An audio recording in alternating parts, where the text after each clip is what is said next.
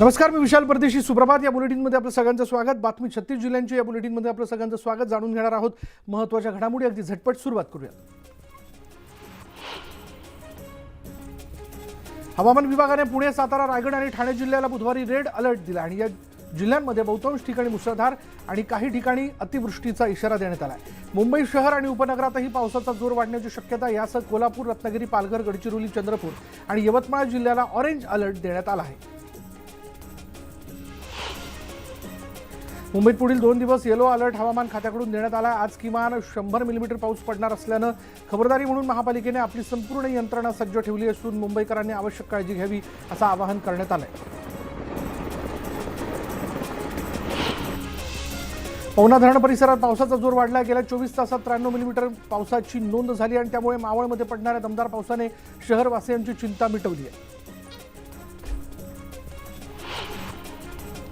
खडकवासला धरण साखळी प्रकल्पामधील 4ही आतापर्यंत 10.9 टीएमसी म्हणजेच अवघा 34.61% पाणीसाठा जमा झाला. गेल्या वर्षीच्या तुलनेत यंदा 8.16 टीएमसी म्हणजेच 28.1% पाणीसाठा कमी आहे.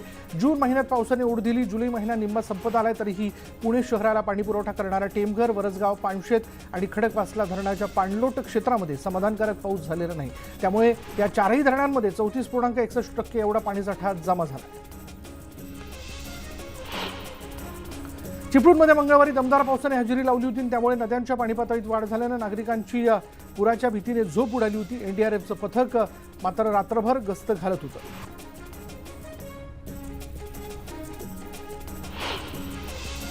मुसळधार पावसामुळे खेडच्या जगबुडी नदीच्या पाणीपातळीत वाढ झाली आहे. जगबुडी नदीची पाणीपातळी धोक्याच्या पातळीजवळ येऊन पोहोचली आहे. त्यामुळे खेड शहरातील नागरिकांना नगरपालिकेने सतर्कतेचा इशारा दिला.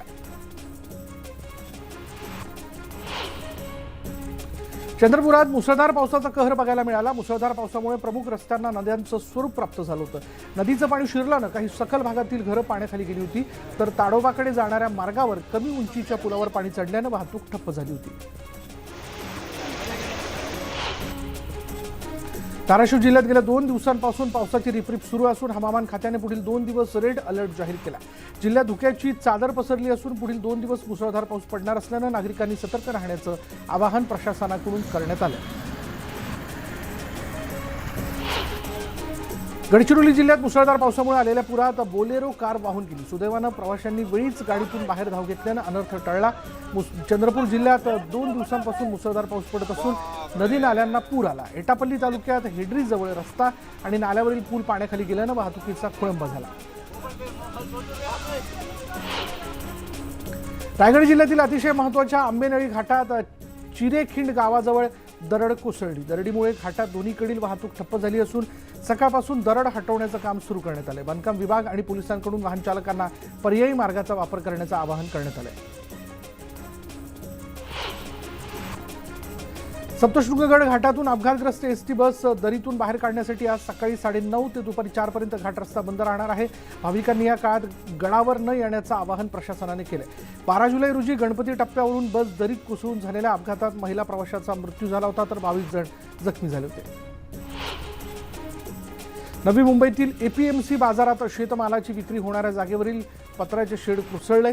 यात सुदैवानं जीवितहानी झाली नाहीये. मात्र या निमित्ताने अतिधोकादायक कांदा बटाटा मार्केटमधील जर्जर गाळ्याचा प्रश्न समोर आला.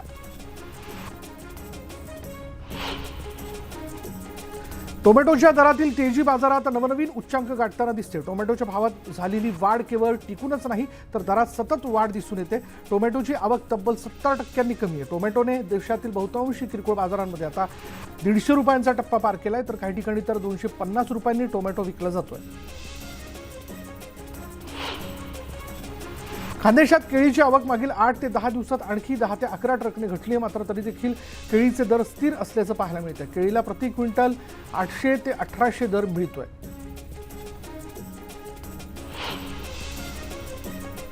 राज्यात सध्या पावसामुळे गुळाचा दर्जा चांगला ठेवण्यासाठी गुराळ मालकांना कसरत करावी लागते. परिणामी गुळाचे दर गेल्या 15 तुलनेमध्ये क्विंटल मागे 200 रुपयांनी कमी झालेत.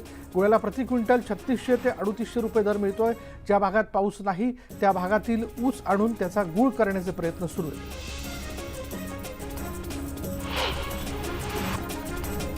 देशात आणि आंतरराष्ट्रीय बाजारात कापूस दरात सुधारणा पाहायला मिळते. बाजार समित्यांमध्येही काही ठिकाणी कापसाच्या भावात क्विंटल मागे 100 रुपयांची वाढ झालेली आहे. कापसाला प्रति क्विंटल 6,700 ते 7,300 रुपयांचा भाव मिळतोय. कापसाच्या दरातील सुधारणा काही दिवस कायम राहू शकते असा अंदाज अभ्यासकांनी व्यक्त केला. सोयाबीनच्या बाजारात संमिश्र स्थिती दिसते. आंतरराष्ट्रीय बाजारात सोयाबीन आणि सोयाबीनचे वायदे वाढलेत, तर देशात मात्र सोयाबीनचे भाव प्रति क्विंटल 4,500 ते 5,000 रुपयांच्या दरम्यान कायम आहेत. आंतरराष्ट्रीय बाजारात सोयाबीन आणि सोयाबीनच्या दरातील वाढ टिकून राहिल्यास देशातही भाव सुधारतील असा अभ्यासकांचा अंदाज आहे. उडदाचे वाढलेले भाव गेल्या काही दिवसांपासून टिकून आहेत. सध्या उडदाला प्रति क्विंटल 8,000 ते 8,500 रुपयांचा भाव मिळतोय. उडदाचा पुरवठा कमी आणि मागणी कायम असल्यानं दरात तेजी आली आहे. उडदाच्या दरातील तेजी चालू हंगामातील कायम राहील असा अंदाज जो आहे तो जाणकारांनी व्यक्त केला. देशातील बाजारात ज्वारीची आवक खूपच कमी असल्यानं ज्वारीच्या दरात वाढ झालेली आहे. बाजारातील ज्वारीची आवक सरासरीपेक्षा जवळपास 30% कमी दिसते. त्यामुळे ज्वारीला प्रति क्विंटल 3,500 ते 4,500 रुपयांचा भाव मिळतोय. ज्वारीचे दर तेजीत राहण्याचा अंदाज व्यापारी व्यक्त करत आहेत.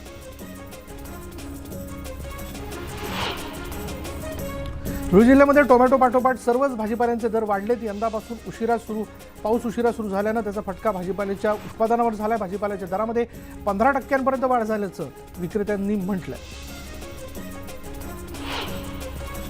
धाराशिवमध्ये पीक विमा हप्ता भरण्यासाठी आता गर्दी वाढू लागली. असं असलं तरी आतापर्यंत केवळ 2.25 लाख अर्ज दाखल झालेले आहेत.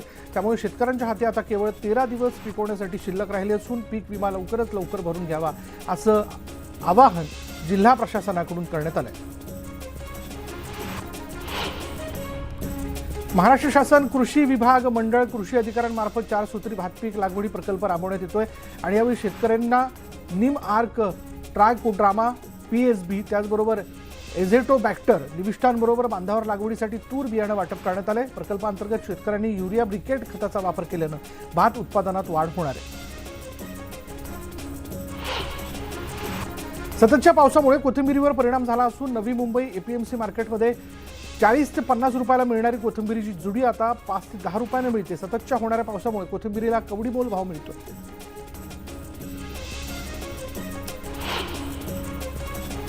ठाण्याच्या कासारवडवली इथल्या आरोग्य केंद्रामधल्या महावितरणच्या मीटर बॉक्सला भीषण आग लागली आणि या घटनेत सुदैवानं कोणतीही जीवितहानी झालेली नाही. प्रसूतीगृहातील 3 बालके आणि त्यांच्या माता सुखरूप आहेत.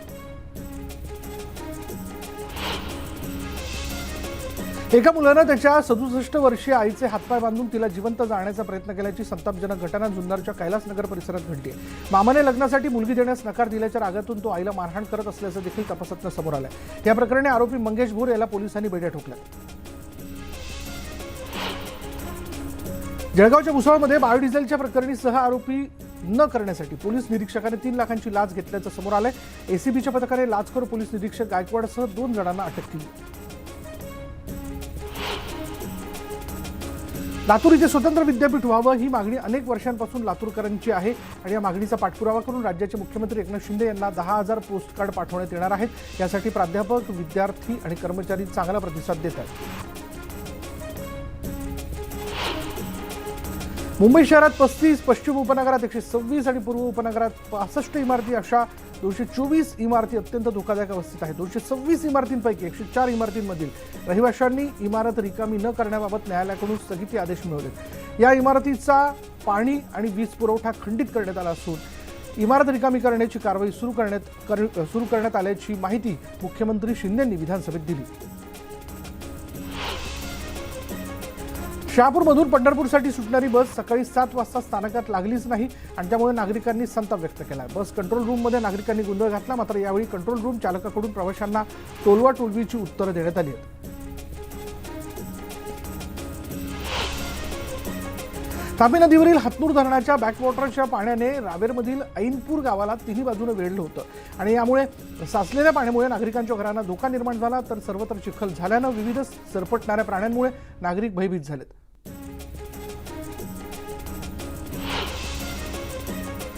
धुळे शहरातील सर्व विभागांची माहिती आता एका क्लिकवर उपलब्ध होणार आहे. केंद्र सरकारच्या मास्टर प्लॅनचं काम महापालिकेनं सुरू केलंय. नवीन अधिकाऱ्यांना कामकाज करताना शहराची सर्व माहिती उपलब्ध व्हावी तसंच नवीन योजना राबवण्यासाठी आवश्यक माहिती एका क्लिकवर उपलब्ध व्हावी या दृष्टिकोनातून हे काम हाती घेण्यात आलं.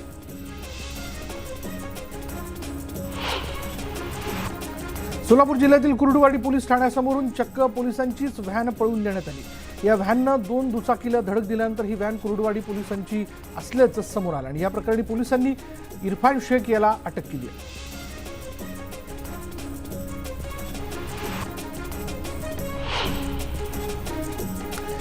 धाराशिवमध्ये बांधकामासाठी खोदलेल्या खड्ड्यांमध्ये पडून 6 वर्षीय चिमुकलीचा मृत्यू झाल्याची घटना कळंब शहरात घडली।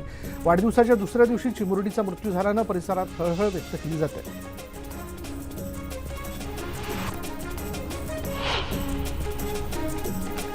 सध्याच्या मालडब्यातील आसन रचनेमध्ये बदल करत वाढीव आसन देण्याची तयारी रेल्वेनं पूर्ण केली आहे। मुंबई उच्च न्यायालयातील ज्येष्ठ नागरिकांसंबंधी जनहित याचिकेवर उत्तर देताना लोकलमधील मालडबा ज्येष्ठांसाठी राखीव ठेवण्याचं नियोजन असल्याचं प्रतिज्ञापत्र मध्य रेल्वेनं सादर केलं असून त्यात ही माहिती देण्यात आली आहे।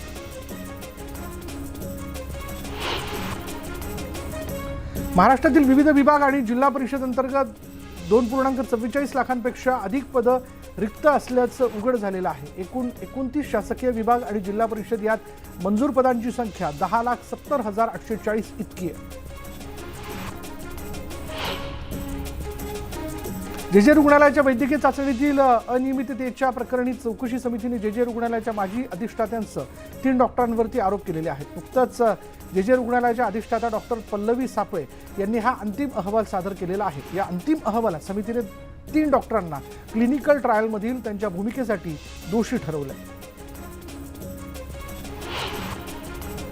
मुंबई महापालिकेच्या नायर रुग्णालयात लहान मुलांसाठी स्मार्ट क्लिनिक सुरू करण्यात आलंय। इथं मुलांमध्ये आढळणाऱ्या दुर्मिळ मज्जारज्जू विकारावर मोफत उपचार करण्यात येणार आहेत।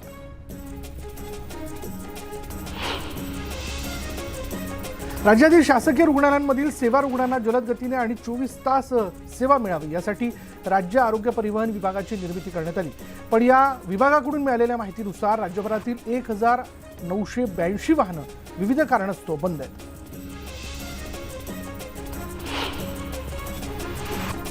मध्य रेल्वेने मुंबई विभागातील 18 ठिकाणी एटीएमसाठी यशस्वी ई लिलाव केला आणि यासाठी जागा देऊन वार्षिक 5,65,000चं उत्पन्न मिळणार आहे। तसंच प्रवाशांनाही फायदा होणार असून मुंबई विभागात यापूर्वी 21 एटीएम आहेत, त्यामध्ये नवीन 18 एटीएमची भर पडली असून आता 39 एटीएम झालेले आहेत।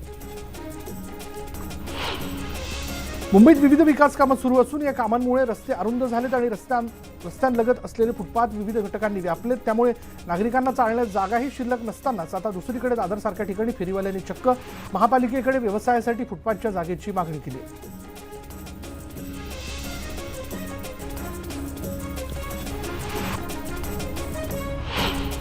मुंबईत पावसाळी आजारांच्या रुग्णातही वाढ होऊ लागली आहे। दूषित पाणी खाद्यपदार्थातून पोटात गेल्यानंतर गॅस्ट्रो हा पोटविकार होतो, त्यांच्या संख्येत मोठी भर पडल्याचं दिसतंय। पालिकेच्या आरोग्य विभागाने दिलेल्या माहितीनुसार जुलैच्या गेल्या 15 दिवसांमध्ये 932 रुग्ण आढळलेत। इतर पावसाळी आजारांच्या रुग्णांची आकडेवारी सर्वात जास्त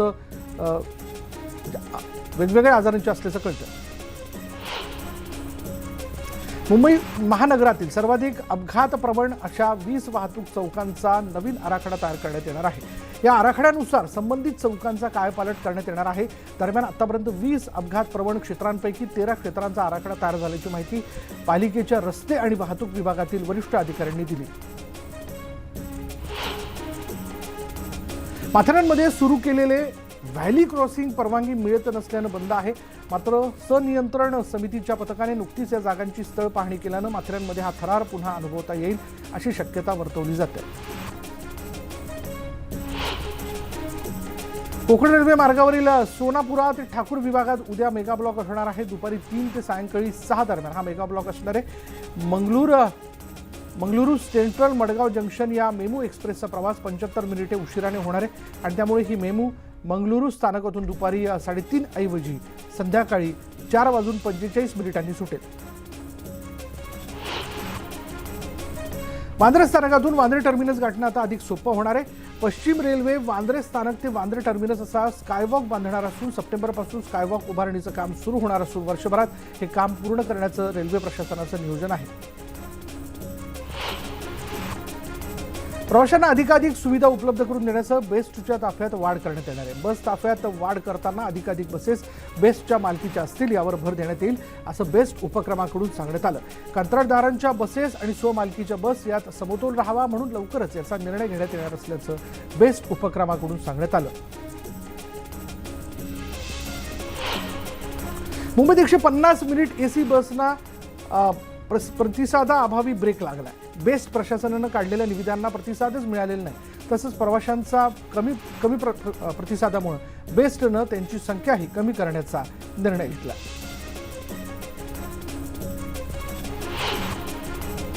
कुळीवाड्यात येणाऱ्या पर्यटक आणि स्थानिकांना आता आतील भागात झटपट जाता यावं यासाठी पर्यावरणपूरक असं ई वाहन घेतलं जाणार आहे. याची सुरुवात वरळी कुळीवाड्यातून होणार असून वाहनांच्या खरेदीसाठी निविदाही काढण्यात आल्यात. 2 वाहनांची खरेदी पालिका करणार असून पावसाळ्यानंतर ही वाहनं सेवेत येतील.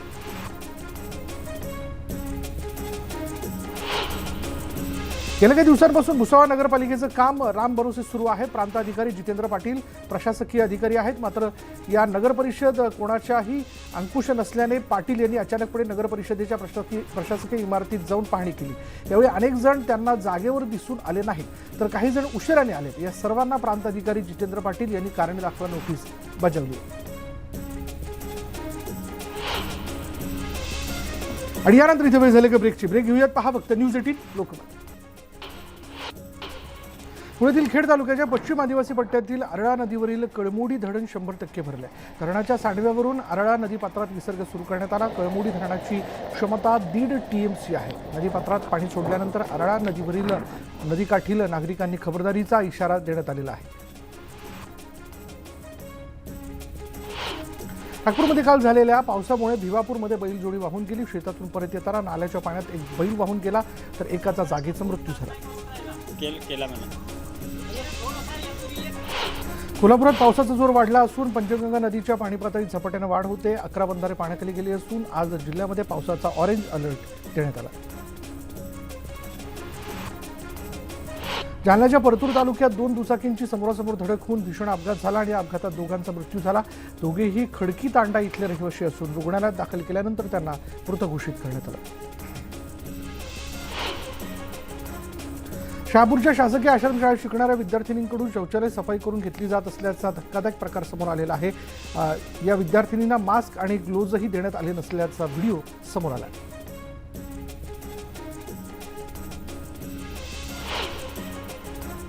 भुसावळमधील साखेगाव ग्रामपंचायतीमध्ये जलजीवन मिशन अंतर्गत नवीन पाईपलाईनचं काम सुरू आहे. या पाईपलाईनमधून कनेक्शन घेण्यासाठी प्रत्येकाला 2300 रुपये मोजावे लागणार आहेत. पूर्वी जेव्हा कनेक्शन घेतलं तेव्हा नागरिकांनी पैसे भरलेले आहेत आणि त्यामुळे पुन्हा आकारणी करण्यात येऊ नये अशी मागणी करणारं निवेदन शकील पटेल यांच्या नेतृत्वात ग्रामस्थांनी भुसावळ पंचायत समिती कार्यालयातील गट विकास अधिकाऱ्यांना दिलं. 1 ऑगस्टपर्यंत सर्व ग्रामस्थांना मोफत कनेक्शन द्यावं, अन्यथा 15 ऑगस्ट रोजी ग्रामपंचायत समोर उपोषण केलं जाईल असा इशाराही शकील पटेल यांनी दिला. पुण्यामध्ये 2 दहशतवाद्यांच्या मुसक्या आवळण्यात पोलिसांना यश आलंय. रात्रीच्या वेळी गस्त घालताना कार चोर समजून पोलिसांनी पकडलेले आरोपी हे मोस्ट वॉन्टेड दहशतवादी असल्याचं उघडकीस आलंय. इम्रान खान आणि मोहम्मद युनुस साकी असं या दहशतवाद्यांचं नाव असून त्यांच्यावर प्रत्येकी 5 लाख रुपयांचं बक्षीस होतं.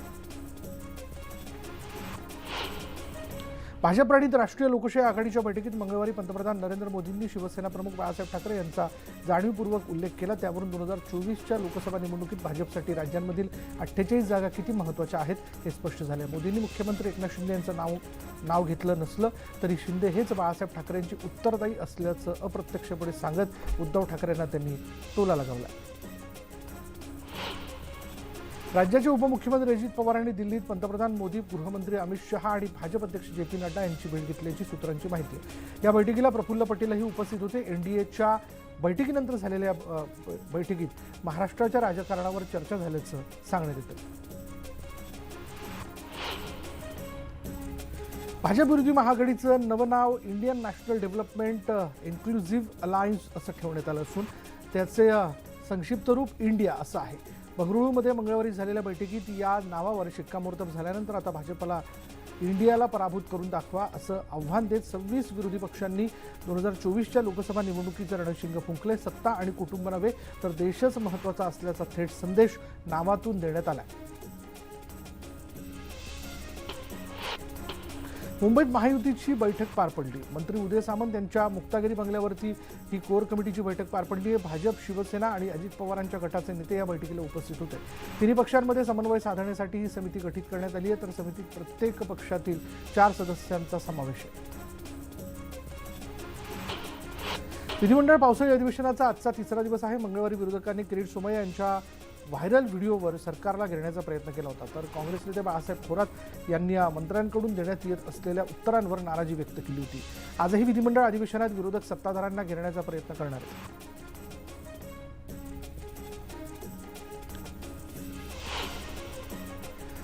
आणि यासह इतरही घडामोडी आपण जाणून घेणार आहोत पुढल्याही काही इतर बुलेटिन्समध्ये. जसं आता बातमी 36 जिल्ह्यांची मध्ये आपण राज्यातल्या वेगवेगळ्या घडामोडी जाणून घेतल्या. शिवाय 25 मिनिटात 50 घडामोडी असतील. महाराष्ट्र अनलिमिटेडच्या माध्यमातून राज्यातल्या राजकीय घडामोडींपासून म्हणजे आता तर अधिवेशन सुरू आहे त्या सगळ्या घडामोडींपासून तर शेतकऱ्यांच्या बांधापर्यंत आणि शेतकऱ्याच्या बांधापासून तर पावसाबद्दलच्या वेगवेगळ्या बातम्यांपर्यंत अशा वेगवेगळ्या बातम्या आपण जाणून घेणार आहोत पुढेही. पण यानंतर आता एक नजर 10 सेकंदात वेगवेगळ्या घडामोडींमध्ये.